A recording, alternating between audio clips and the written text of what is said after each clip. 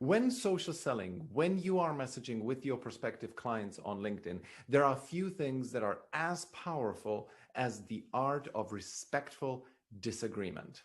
I've seen this over and over again. Whenever somebody tells me something that I believe is not thought through or that I believe is plainly not right, then I've developed the skill to respectfully disagree. And it's taken me quite a while because by my own temperament, I tend to be quite a disagreeable person. And so I don't mind alienating people, but I tended to do this a little bit too much. So I was a little bit too standoffish, sometimes downward rude. I mean, I probably wasn't rude, but it was just, I didn't mind confronting people with what they were saying, that it was not right.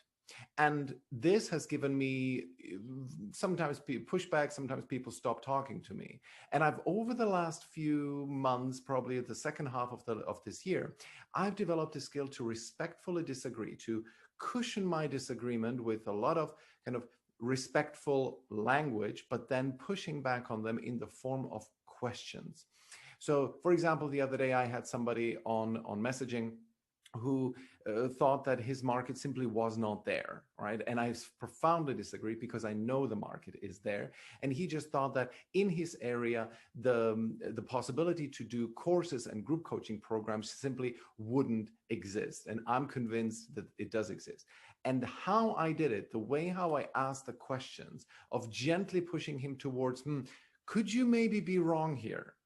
That has given me, and we've been on a sales call only yesterday, and I'm very positive that we'll be working together soon. This has given me a real edge, I believe, because people tend to be a little bit too deferential on social selling. They tend to be too polite because they don't want to rock the boat too much. And I think that if you respectfully disagree with them, never assuming too much, never thinking that you know everything better than they do, because they've been in their industry for a while.